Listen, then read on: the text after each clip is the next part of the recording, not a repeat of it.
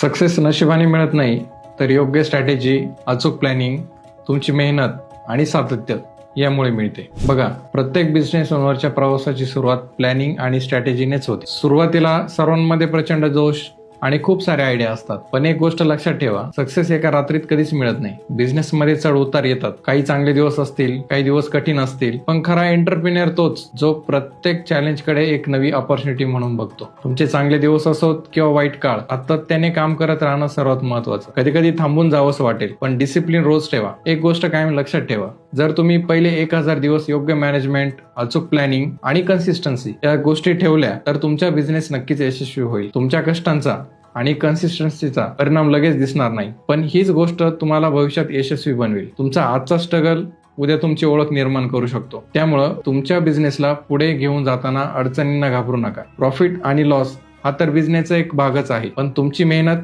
आणि शिकण्याची तयारी तुम्हाला नेहमीच पुढे घेऊन जाईल.